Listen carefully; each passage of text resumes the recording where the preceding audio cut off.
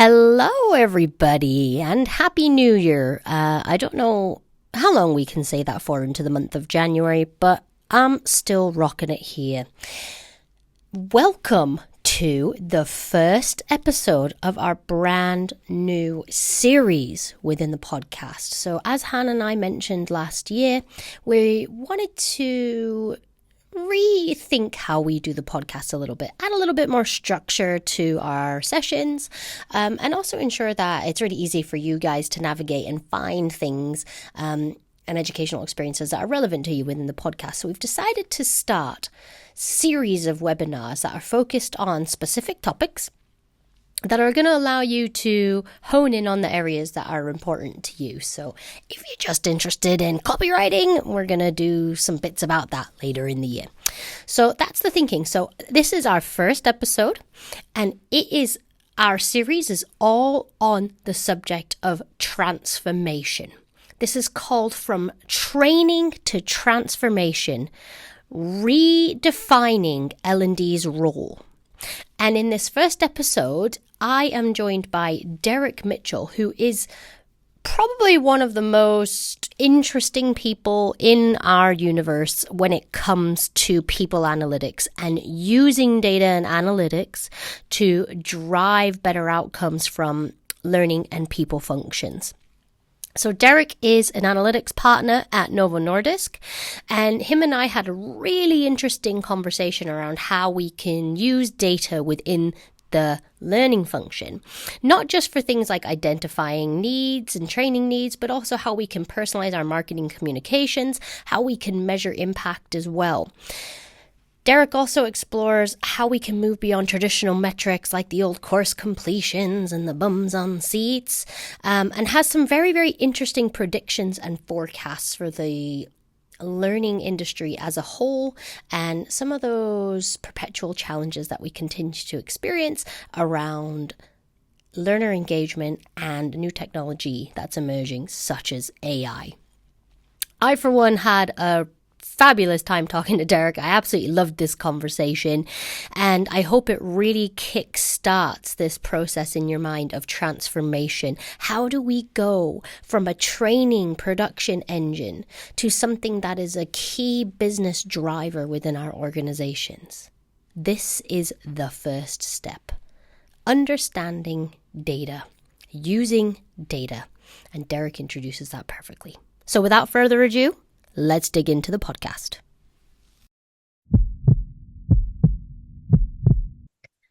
Hello, everybody. I am here joined by a fantastic guest that I'm so excited to chat with. Derek, hi, I've got Derek Mitchell here. Hey, hi. Really lovely Pleasure to to have be you here. here. I'm so excited to dig into this conversation where we're obviously going to talk a lot about data and L&D, but how we can actually maybe start to consider driving value in our organization that's beyond measurements like completions and bums on seats, and really talk about how we can drive impact as a learning function. I know you have some really strong views, and I'm very excited to dig into them. First and foremost, I mean, I think most people probably know you're quite active on LinkedIn, but those that don't, would you mind maybe just giving a little bit of an introduction into who you are, what you do, and how you found yourself here? Totally. So I'm an analytics partner, a people analytics partner at Novo Nordisk, big pharma company. At heart, I'm an analyst. I'm not an L&D guy. Okay, I started off working, looking at product performance for a big media company, and then moved into customer acquisition. Right, saying what happens if we put out a £5 discount versus a £10 discount versus a free TV, etc. How do we affect customer behaviour? That got me interested in the behaviour of people and how we can use data.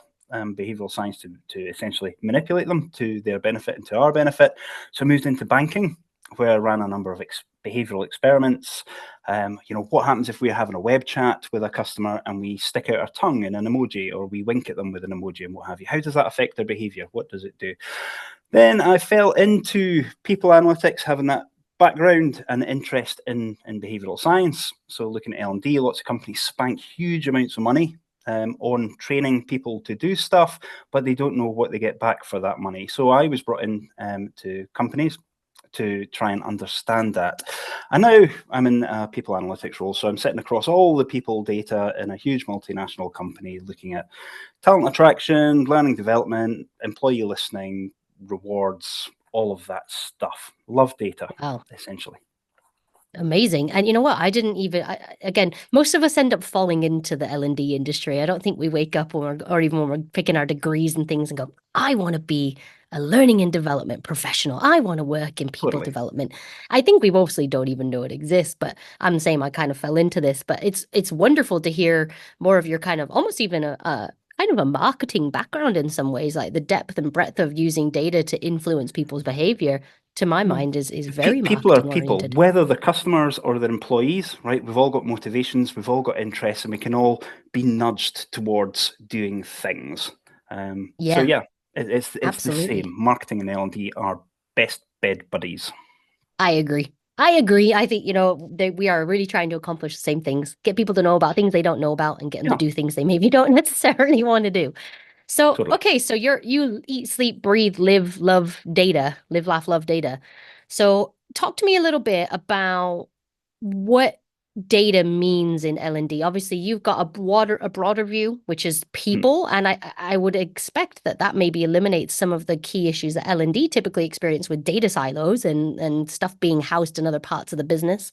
So, talk to me a little bit about what you're doing with data, what role data has for your organization and for you.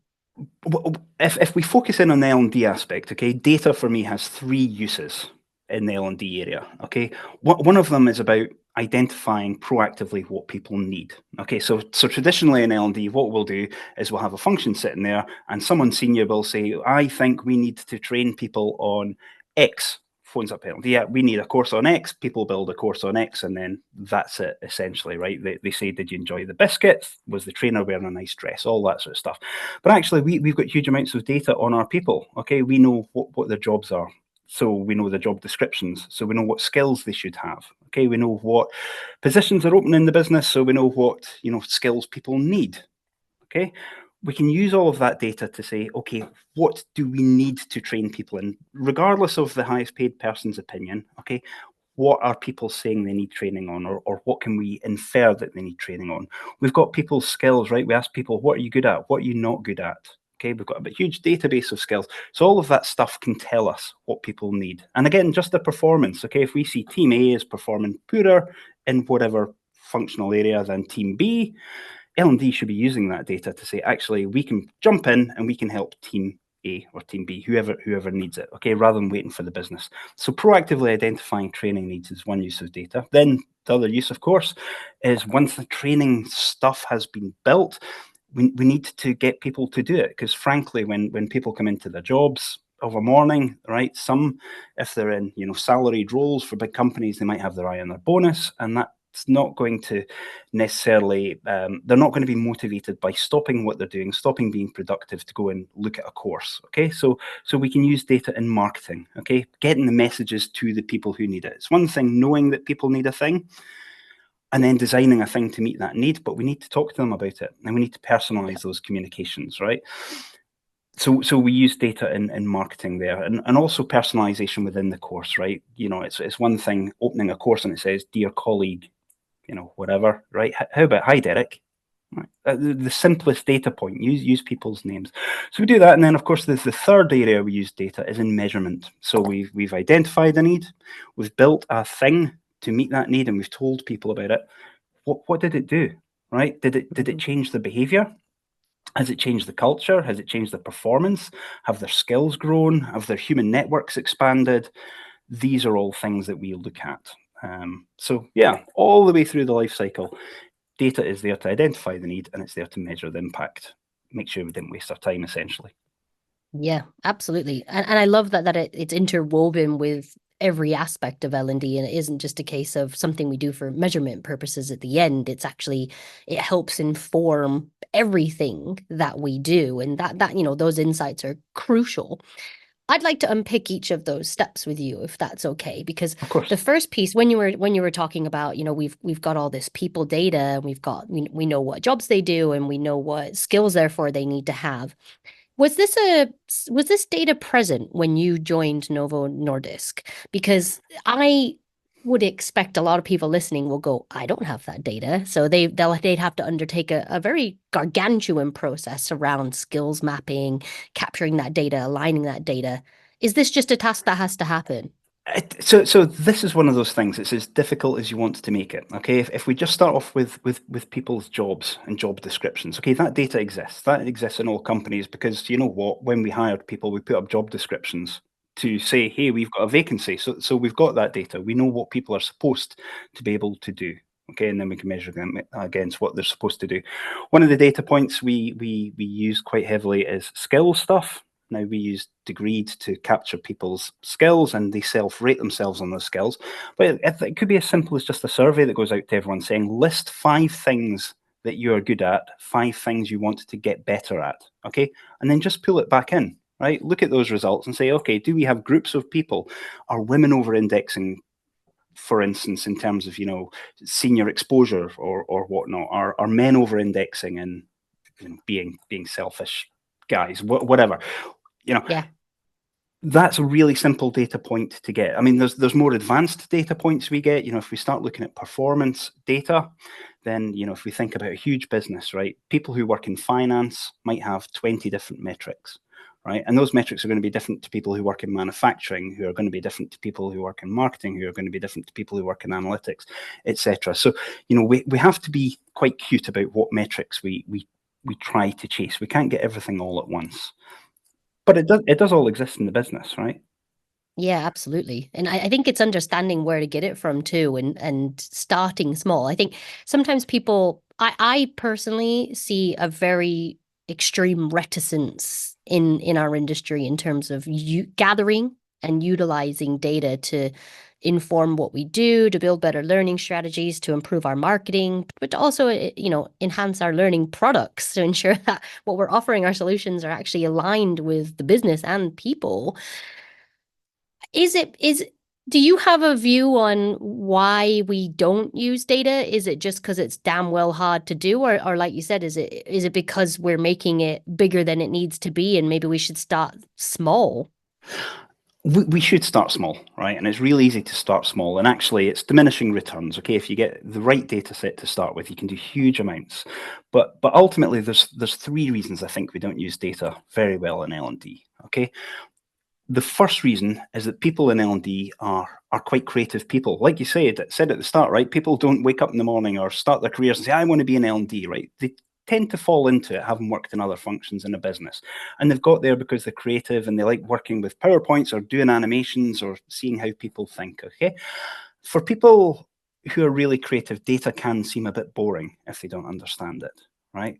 Ultimately, that's a big turnoff for people in L&D. But if you think about data as not being something that's on a system, right, and just ones and zeros and numbers, okay, ultimately data is people, right? Every data point we see is generated by a person doing something. Okay, so data is how people behave and the digital exhaust of what they do. So it's actually super interesting. And I think if more people in L&D thought about data as people, they might get a bit more engaged about it, right? I was at Inbound in Boston a couple of months ago, and it was just so refreshing to see these people who work with tiny little data sets and they do so much with it. Okay, so talking with people who maybe take the footprint of a customer who's visited a website to buy a pair of shoes, right? And they've got that one interaction, then they buy the pair of shoes. So from that interaction, we know the shoes they looked at. We know all the other shoes they looked at. We know the color of those shoes, the size of those shoes, right? We know, were they formal? Were they casual? We know all of this stuff. They were free at that time of the day to go on and buy things. All of this data. And of course, we've got their email address as well from the sale. Okay, so people in marketing are using tiny little glimpses of human behavior to do incredible things. Let's sell that person or position in front of them a complimentary sweater, right? They bought some blue sneakers. Let's put a blue sweatshirt in front of them. Let's see if that hits the mark. And all these people, tiny amounts of data, they're doing so much with it. And it did strike me that within L&D functions, right, marketeers would kill for what we've got. We've got so much data on our people. It's not a 5-minute interaction on a website. Okay, we've got people sitting on our tools for 8 hours a day, 5 days a week, talking with people, doing things, moving about, working on social channels. We've got so much information. L&D just don't do a lot with it. Okay, so if they apply the creativity to using those data in funky ways, then we're well ahead of most marketing teams in terms of understanding what people want. So data being boring is one thing. The next thing that maybe stops people using data is that nobody in L&D, I've worked in a few companies in L&D, and senior leaders who listen to your podcast might hate this, but let's be honest, no one's accountable for business impact. Okay, L&D functions have spent decades saying to leadership teams, you know what, measuring learning is really hard. If we put people through a soft skills course, how are we supposed to see that, right?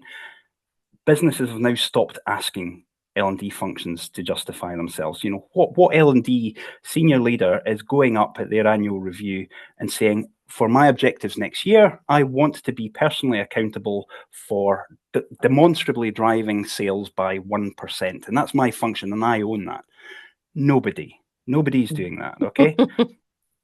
It shows a lack of confidence, right? If we're delivering fantastic things, if we're really delivering business benefits, we should be saying, right, we want to own cost reduction. We want to own, whatever. Give us a metric. But no one's accountable for that. That's in no one's objectives. The third part, and this might be even more controversial than the last one, for the most part, for the programs and activities that I look at, most of them don't work. Okay, most of L&D activity is just a really expensive way of taking people away from their jobs to do something that isn't productive. Okay, now, as an industry, that sounds really negative. There's lots of great activity that adds value to the business. L&D functions typically hope that the net result is that it's net positive. Okay, we bring more value than we take out of the business.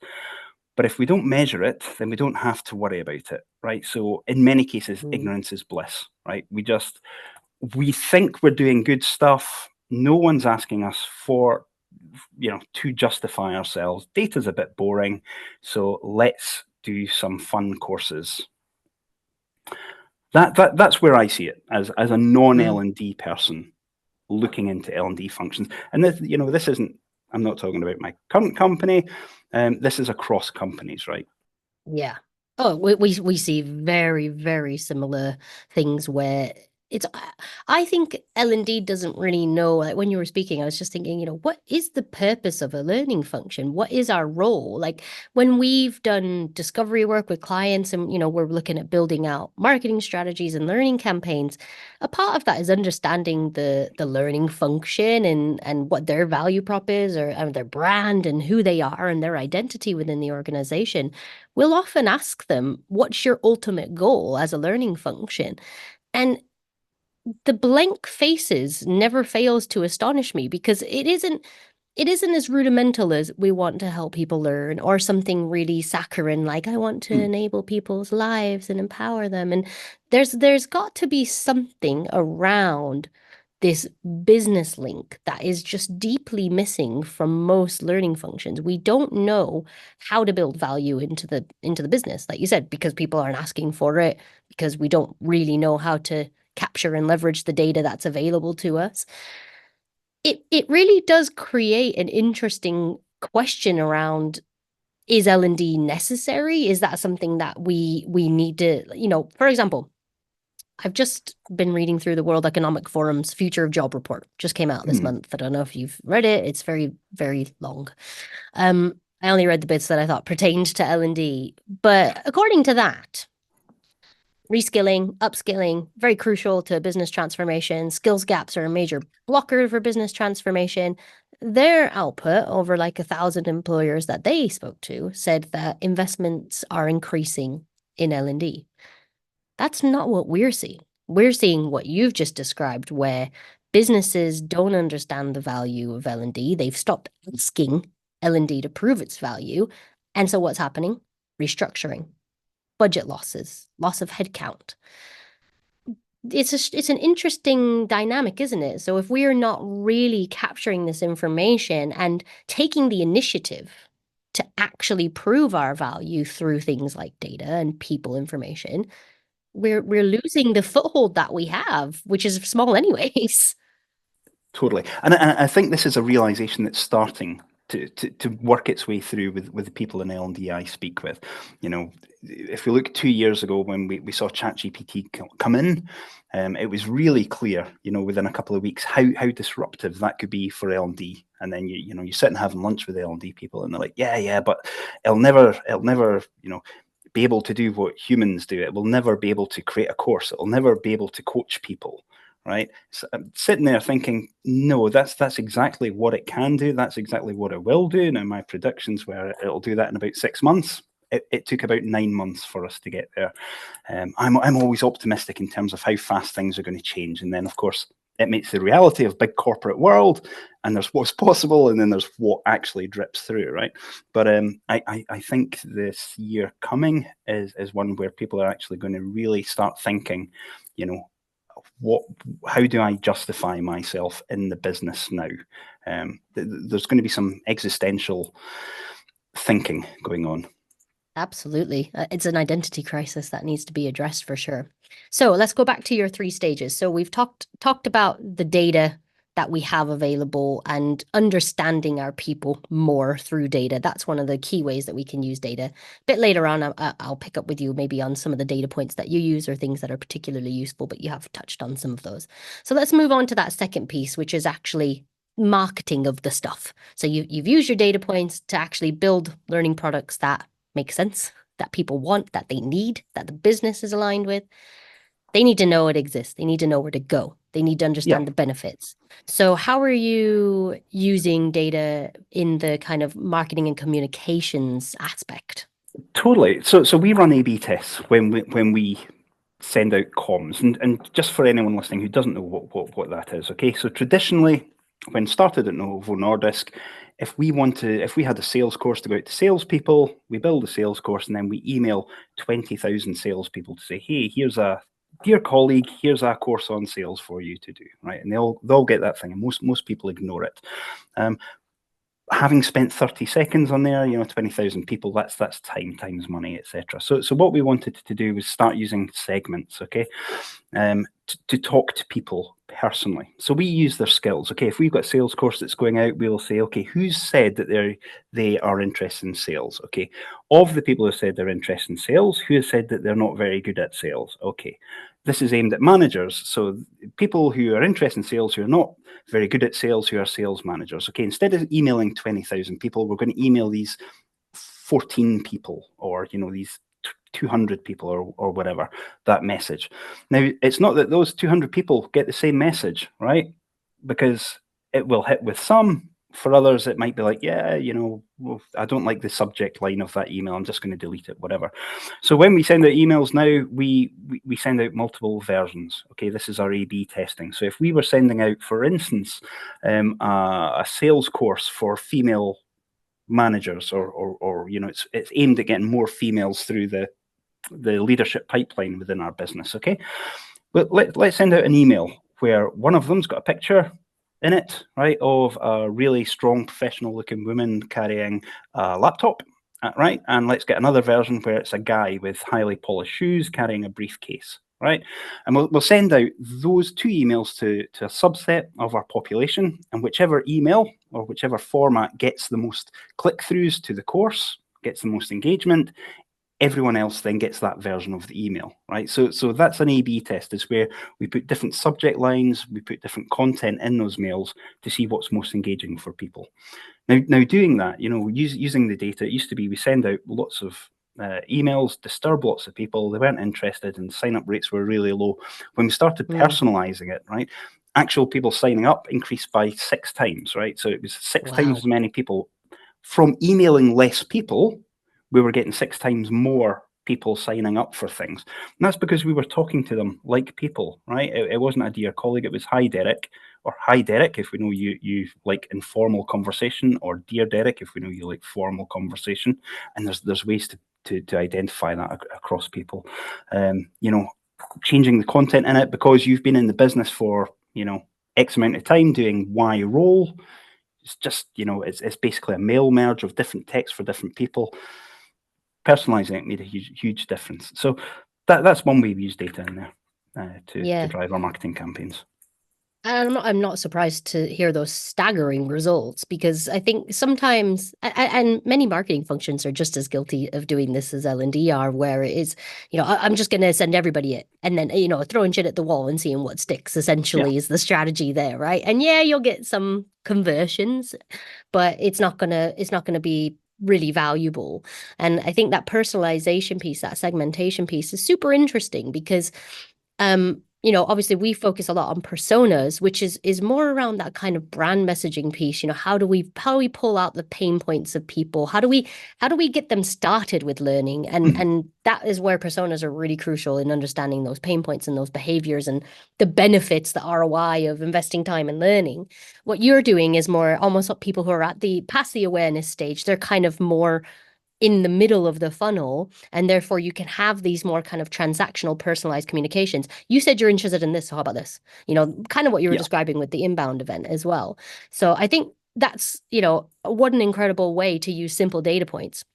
A/B testing, of course, very important that when you are doing your testing, you only change one thing at a time. Of So course. obviously, if you want to be able to determine which picture worked, you need to have those two so that you can compare and contrast. So sometimes people forget that and will change multiple things, and then it's obviously very And then difficult what to thing deduce. worked? Yeah. Indeed, yeah. And multivariate testing, you need good tech to help you with that really, or someone who just really likes a lot of data maybe. So the other thing I was curious about is how are you tracking click through on your emails? Like, do you have like a email sending platform, or are you using Outlook and just track links, or how are you doing that? So we're using an external platform. We're using Digital. Okay, Through that brilliant. platform, we can see, when an email was sent, did the person open it? How many times did they open it? If there was a link in there, did they click the link? And then on our own in-house systems, so these links will typically come through to our LMS or LXP. We can then see, okay, the person clicked the link, did they actually do the course, right? So Sure. we can look at dropout all the way through from people who opened the email, done nothing, people who opened the email, clicked through, and then done nothing, people who opened the email, clicked through, and then done the course. So we track it at all those points. Oh man, that is a superpower that L&D often don't get, which is having an email tool. Or I think Digital is even a bit broader now. It used to be Mailer back in the day, and I think Yeah. they've expanded their prowess a little bit. But was it difficult to get buy-in to get something like that in the L&D function? Did you get kickback from internal comms? What was the process for that? Fortunately not. So there was a demand in the business anyway to track emails, right? We've got a comms team that sit across multiple countries. They send out mails, and in Outlook, they don't know who's engaging with that content, right? So actually, Mm, it was fairly easy to say, well, we've got all this data about our people in, that relates to learning activity. Okay, we want to talk to those people. If we were to use a tool that allows us to not bother a lot of people, right? And one of the main benefits is just not bothering people, not sending emails to people. If we have a tool, would you guys be supportive? So yes, of course we would. So essentially, we then brought in the tool for L&D, but it's now used by lots of different functions in the business. Like our finance function are using it, our marketing team are using it, obviously our comms team are using it. We've got all these different accounts set up. So that's that's how we awesome. do things. That, I personally think that that's transformational, like genuinely being able to so quickly generate a list of people who opened an email about sales so that, oh yeah, well, like, again, or like, we've got HubSpot. So we can, like, if we're sending out promotional emails, we can then build a journey that resends to people who haven't opened with a different subject line, or, like, there's so much power in that data and the automation aspects that it comes with as well. And it's the fact it makes it easy for non-data people. As I was saying Mm, earlier, if we want to send because we've got all the data within the back end that identifies different attributes for people. If we want to send a mail to men who have been in the business for less than 6 months, who work in marketing, who are interested in presentation skills, who have, the name John, we can select that criteria and send it to those two people, right, really easily. And yeah. anyone in our business who has access to the platform can do the same, right? It's just a really easy way of narrowing down, so we're only talking to the people we want to talk to. Yeah. That's just, the dream. I, I just that makes so much sense as to why you're getting so much impact, because that tool or any tool of that ilk just makes things so much more quick, and it just enables you to do marketing in a way that we can't when we just are doing things like Outlook. Or you can still do some stuff, but it makes it so much harder. It's a little bit clunky, but I was going to say, right, I've got the luxury of being in a big company where we've got lots of toys, right, to play with essentially. But in smaller companies, there's nothing stopping people doing this, right, from saying, okay, we want to send, let's look at the skills data. Okay, who do we want to send this mail to? Who says they're interested in X, Y, or Z, right? Or who's talking on Yammer about X, Y, and Z, whatever, right? We pull out that data. Here's 150 people.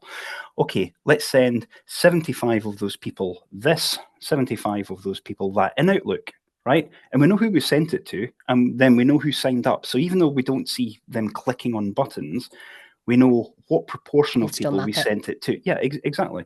And it takes a little bit of time, but it's nothing that no company can't do. Yeah, and it's worthwhile because you're refining and improving everything that you do all the time. So you're learning, I always say, especially in marketing, like when you were talking about A/B testing, I used to always like predict which one was going to win.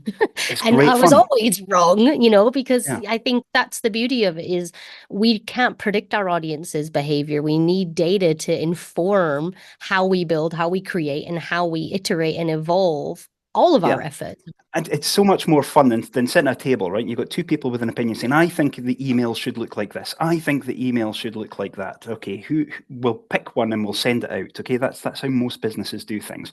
No, send out both. Make a bet, right? Whoever wins gets a coffee. Fantastic. It's great fun. Yeah, I'm with you. I love data too, and because it is a superpower, it helps us so much in everything we do. So we've talked a bit about really using people data to understand our learning function, our people function, understand what it is that we're doing, what we should be creating, making sure that there's that relevancy piece, that business impact focus. We then talked about the fact that we need to use data to raise better awareness of these products because people don't know what they don't know. They're busy. We need to get their attention. We need to interrupt. How can we best do that? Things like segmentation, personalization. Let's look at that final piece of the pie that you talked about in terms of measuring impact or efficacy of learning. Yeah. The really scary bit that we don't like to ever touch. What should we as learning professionals, like, what are the metrics that matter? What should we be capturing? Where should we be benchmarking? Totally right. It depends how sophisticated we want to go, right? But as a fundamental, we want to be capturing the horrible metrics of who's completed what and how happy were they. Not that these things matter, right? But these are data points that we can then attach other metrics to. If we know someone completed something, someone else didn't complete something, we then look at the performance of these people, right? So we have to know that stuff. But ultimately, the metrics that matter are people's interests and skill level, existing skill level, right? Pre and post training, right? That's essentially a key thing. Their behaviors. I'll come back to behaviors actually in a minute, because that's a slightly more advanced thing. The performance. So if someone's working in sales, what were the sales before? What were the sales afterwards? Obviously, we need to know that, right? But when I mentioned behaviors there, okay, and we're now in the 2025, good heavens, gosh, already. Yeah, Trump's about to come in, all that good news, right? Yeah. We've got super rich data in orgs now, right? If an organization's using Microsoft, for instance, we can look at all that behavioral data, okay? So, and that's really interesting data from a metrics that matter point of view, okay? Because if we think about performance data, that can be hard to get sometimes, or hard to identify the specific metric we want. However, it always exists in the business, right? If we want to get better at sales, we look at sales. If we want to reduce errors in our process, we look at the reduction in errors in a process, whatever. That always exists. The thing I hear from L&D is that, if we're putting people through soft skills courses or communication courses or how to coach people course, all that stuff, all that soft skill, whatnot, that's really hard to measure. It's not anymore, right? We can see that. We can see when people interact with Microsoft now, we can see, how long does it take them to read every email? How long does it take them to write an email? When they're talking to people, who are they talking to? Is it people more senior than them? Is it people more junior than them? Is it people outside their business area? all of that data is there. And again, if we think about the changes we expect to see as a result of learning, one, skills growth, performance change, cultural change, whether people talk about things differently on social channels, etc. A big one's going to be behaviours. And we're going to want to see, are people actually behaving differently after that course than they were before that course? More importantly, are they behaving more differently than people who didn't go through the course, right? Having that controlled trial element to measuring stuff. So in terms of metrics that matter, it's skills before and after, it's culture before and after, it's behavior before and after, it's performance before and after, and human networks, of course. Have they grown? These are the things. This data is mostly available in most businesses, and if it's not, skills data is a survey away. I think it's interesting earlier on when you said, when you go from completions to then what happens after the completion. We don't tend to go beyond that, though. That's usually where our measurement ends, is they did the thing, and that's the outcome. I don't really follow Kirkpatrick model or anything like that, but that, I hate if it. you did, that's like bottom level, isn't it? Like we're saying people did the thing. But again, it kind of goes back to what I was saying earlier. What's the purpose of L&D? We don't want people to just do things. We want to impact performance, right? We want to align to that performance being related to business value. And so there has to be an element of perceived value from the employee, but also a value add to the business, whether that is reduction in turnover, reduction in time to competency for X, Y, and Z, increase in sales and productivity, whatever it might be. And it's so important. If we think back to the marketing element, okay, of when we send out communications, we'll send out 2 different versions and we'll run an A/B test, okay? What we're not doing enough of in L&D is doing that with content as well, okay? So we might build a course, and then we put everyone through that course, and typically that course then isn't measured, right? We just say, high five, everyone, well done. That was, I'm sure it was magnificent, okay? But even if we did put everyone through that course and we measured it, right? And we saw, sales went up by 3%, right? We want to know, firstly, okay, for everyone who didn't go through that course, did sales go up by 3%, in which case the course offered no value. But we also want to know, what in that course worked and what didn't, right? So if we ran A/B testing within our program, so let's say, we've got a half-day workshop and we've spanked $20,000 on building a video to get a celebrity in to say, hey, this is really important or whatever, as part of that half-day workshop, okay? Let's run that for half the participants with that video and half the participants without that video, right? And then look at measurement at the back end, right? Let's deploy different versions of learning. As more AI comes in, okay, learning is going to become more and more tailored to individuals. One course that goes to everyone just isn't going to cut it anymore, right? People's expectations are going to be well beyond that. Okay, so why aren't we doing that just now? And when I talk to people in L&D and say, okay, can we run an experiment with this course to see, what would happen if we done X, Y, and Z? What happens if we change it a little bit and run 2 side by side? The answer is always, yeah, but if we do that, a group of people are going to be getting a worse version of the course, right? Some people will be getting a good version, some people will be getting a worse version, right? It's like, yeah, so is your solution then just to give everyone the worst version? But we don't know it's the worst version. Yeah, we don't. Yeah. We don't know it's the better version. You're just putting something out and we've no idea if it's good or not, right? So this idea of, we can't build multiple things, or, we don't want to learn from what we do, is for the birds as far as I'm concerned. Yeah, well, again, I think burying our head in the sand doesn't help us understand what we're doing. And I think that, the way that I see a lot of things, the way I see L&D being, I guess, framed in a lot of organizations is, we've got X amount of budget, let's spend it. We've got a learning platform. Let's chuck a load of on-demand and off-the-shelf learning solutions, LinkedIn Learning, Udemy, Coursera, chuck all those in, and then we'll supplement it with some leadership programs, some management programs, obviously onboarding. Cool, we're all set.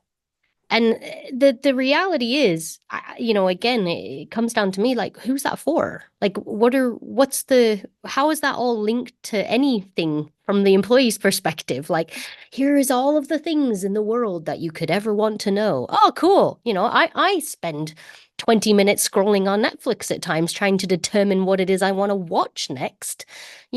I don't think that any employee in the world is going to, like, I would literally was speaking to a vendor not too long ago, and they were talking about their platform, and they were saying learners can come on here and browse, and I was like, they don't do that. Like, they don't come on and browse the LMS. Oh, I just fancy learning something. Maybe like 2% of the organization who are those very eager learners. So we need that data to really understand, what is important to people too, because to my mind, we should be identifying skills that are universal across the organization, skills that everybody who works here needs to have, building out effective programs that support and enable that so that learning is easy, relevant, accessible. They understand the why of all of that. And then there is role specific education that Yeah. is really important too, to help people be proficient in the role that they're in, but also maybe help them accelerate their career or move where they want to in the business, whether that's horizontal or upward. The data, unless we're gathering information on what's happening, both at that stage 1 and stage 3, we're just doing all this stuff blindly. Madness. Absolute madness. Yeah. And it comes back to understanding why we're doing it, and if we take a marketing mindset, if you run a campaign or you produce something and you throw it out to your audience and it doesn't work, right? Marketeers celebrate that. Yes, we know what doesn't Yeah. work. Fantastic, right? And they do something different next time. L&D will throw something out. Did it work? We don't know. Let's do it again. Okay, brilliant. And yeah, people don't have time for that. Okay, we're all becoming really, really, really busy. Yeah, no one goes to an LXP and says, right, I'm going to do a course on Excel. Fantastic. There's 50,000 Excel courses. Let's look it through all of these. No, they want to be presented with the one that they need. Okay, and we know they need it because we've seen them in Excel struggling, or they've put up on the social channel on Yammer or whatever it's called now, Engage, saying, hey, can anyone help me with a lookup formula in Excel? Oh, someone said, can you help? Here's a course on lookup formulas in Excel. Yeah. That data exists in our business. Someone has typed in something and told us what they need. Are most functions doing anything with it? No. They will just wait for someone to come in, a senior leader, and say, can we have a course on X, Y, and Z? And we just need to be much more tailored and much more agile and proactive. Yeah, and much more comfortable with pushback. But unless we have this data and we have a strategy that's effectively aligned to the things we've already discussed, it's very difficult to push back to the senior stakeholder that's saying, I need this course on X, Y, and Z. Because if you have all those things, you can say, well, hold on, I've got a strategy that's been approved at board level, and what you're asking me for doesn't align with that. And therefore, we can't commit resource and time to that. But we don't have the ability to say no because we don't have the data to say, that course is going to be redundant. No one's asking for it. You just think we need it. Mhm. Interesting question that as I've been mulling over. So obviously use the Excel example, right? So that to me is just in time learning. I do that stuff all the time across the web. I need to know how to do something right this second. I'm going to Google it or use ChatGPT or whatever, and then it's going to help me do the thing. I don't ever need to retain that information because I know I can go and find it where I need to find it when I need it. So that's kind of like just in time learning that people don't need to necessarily commit to memory. Then there's obviously skills development and reskilling, which is a kind of a different thing. When we're talking about measurement in learning, do you think we need to measure everything?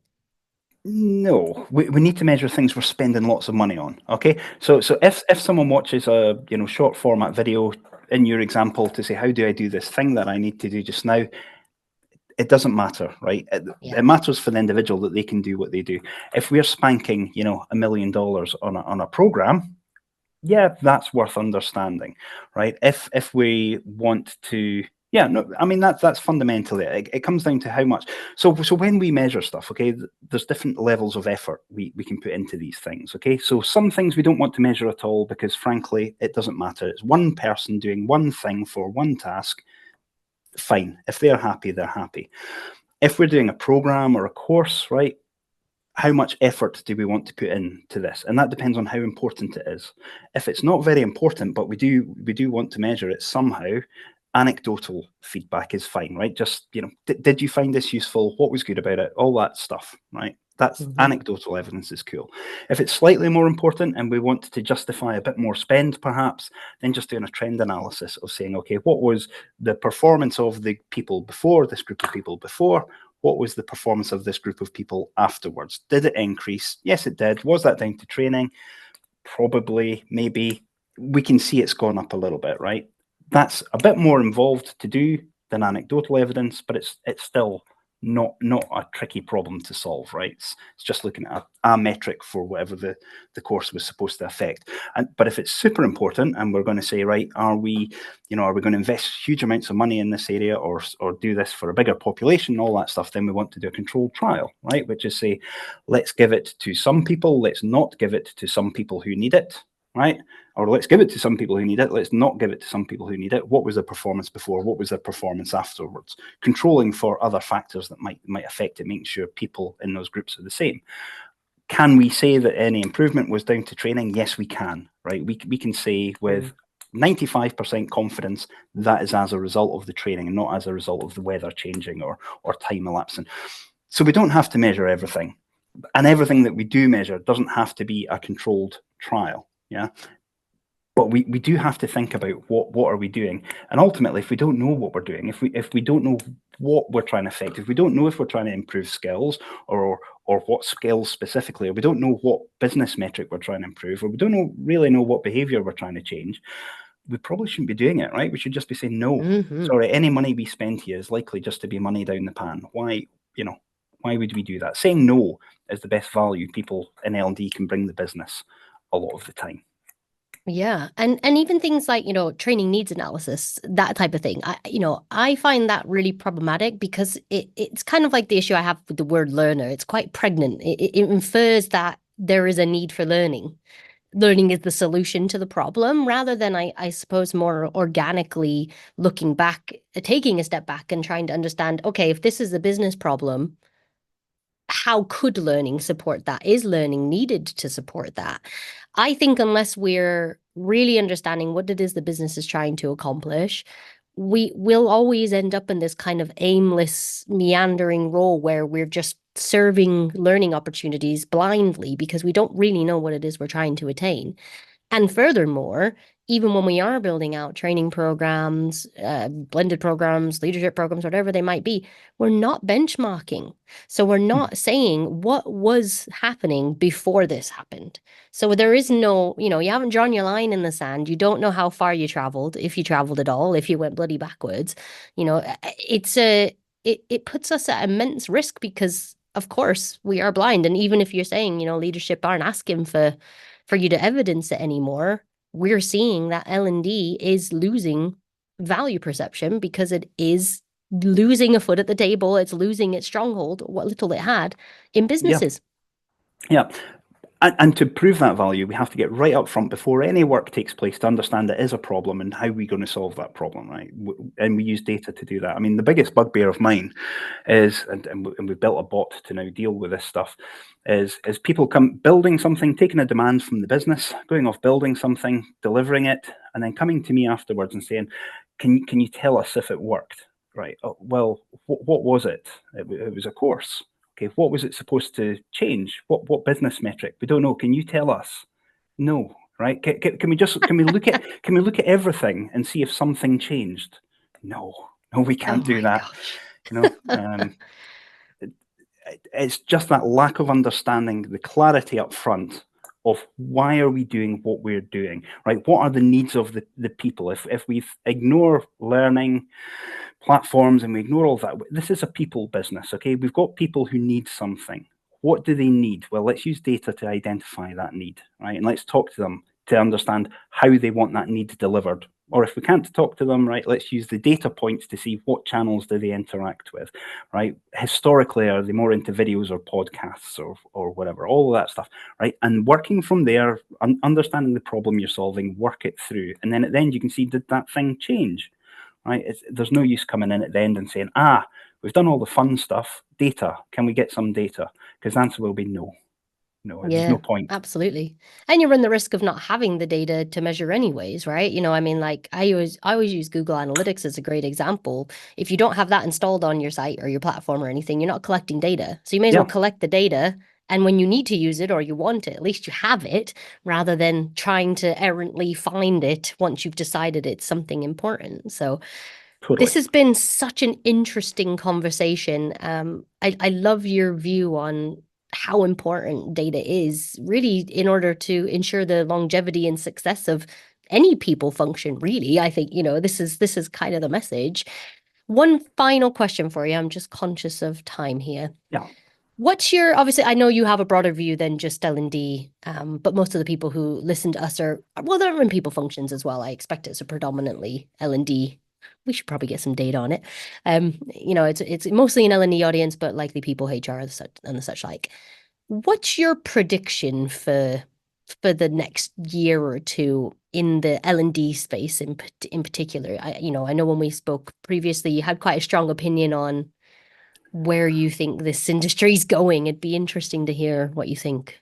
Yeah, so I'm really bad at this, right? Because we have what's possible and what's possible today, and then as I mentioned earlier, we have the pace of large organizations adapting to that, okay?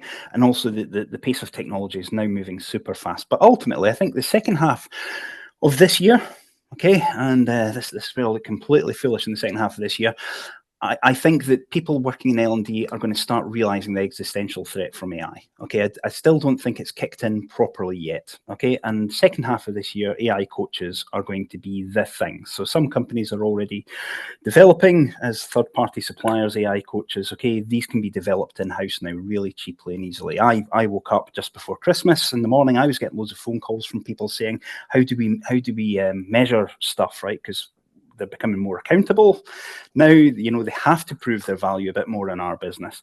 So, you know, I'm designing course how to do it. I was getting too many calls, right? Within 10 minutes, I'd built a bot on Copilot Studio that now sits in Teams. And when someone wants to talk to me about that, up it pops and it starts chatting with them saying, have you considered this? Do you have baseline metrics? No? Okay, maybe push back on it.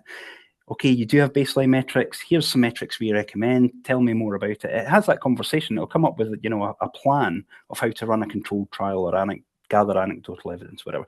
So AI coaches are going to be completely normalized, and everyone's going to be using them because they're so easy to build now. And moving into 2026, we're probably going to see more of a marketing mindset. Okay, and I would expect AI to start identifying audiences. So at the minute, we use data to identify audiences, and our L&D professionals will go in and say, you know, show me the people who are weak in this skill, who have been in the business this long, etc. And they're manually picking these segments to send comms to and to design things to. AI will be doing that for them. Ultimately, we'd be looking for that next year to be building content, right, and serving up the content to those who need it, right, and sending out different versions of the content, right, to say which one was actually got the highest engagement, just like marketeers do, you know, with adverts on websites, right? You throw it out there, see what sticks. I think that's going to be coming into L&D a lot more. But the automation of creation of content, which you know is a risk to people who aren't proving their value, frankly. We'll also see non-text agents. So at the minute, it's very easy to build that chat bot, you know, that will coach you through. I've got a problem. Explain your problem to me, it might say, and then you explain your problem, and it says, "Have you thought about this?" Right? We're going to be talking to avatars on the screen, obviously, and it's going to be conversations like this, right, in real time. I say something, it responds. Right, so we're going to move away from text-based stuff, and then 2027 is probably complete content autonomy. L&D functions at that point. I would then say at that point that L&D functions will struggle to show that they're not just really expensive groups of people in a business delivering not very much. Again, if I see it being 2 years out, it might be 5 years out, right? It's a big industry, and it's fairly slow to change. But yeah, AI. Yeah. Well, I mean, and the pace of change with it is just astonishing. And I think, for me, AI is it's not the enemy, but we need to understand how we use it as a tool and how we bring it into our workflows rather than either looking for it as a solution to replace everything. Where I guess for me, where does the human brain add value and where can a bot do all the grunt work? Where can all the heavy lifting be done by, I can put a data set into AI and it can understand it in 2 seconds. I'll land at the similar outcomes, but it'll take me a lot longer because my brain processes more slowly. So yeah, okay, well, that is a really interesting parting thought. We are at risk. And that's abundantly clear based on where we're stood. And it's interesting to hear you say the same thing. You're not the only kind of folks that are saying similar things that I've spoken to. So interesting thoughts. Thank you so much for coming on the podcast. A pleasure. I have followed you on LinkedIn for years and I've been like, Derek, come on the podcast. Come on the podcast, Derek. Come on the podcast. So Likewise, I'm very and I've been following what mass marketing have been doing, and what you bring to the industry is massively needed. It's that whole, right, let's use data to do stuff, right? Let's think about things like marketeers. You're beating the right drum, and you're well ahead of the curve. Thank you. Yeah, and I think that is part of the problem sometimes. Actually, people just aren't there. They're not ready to understand that we just can't keep on doing. We will not survive if we continue the way that we are. That Yeah, is the truth of it. We will go. So thank you so much for your time. I'm no doubt people listening have found this incredibly interesting because you just have a really unique view of things. You're so data led, and that is uncommon. And so thank you so much for coming and sharing your perspective. I really appreciate your time. awesome. Thanks very much. Thanks so much. Have a great day. See you later. You too. Bye.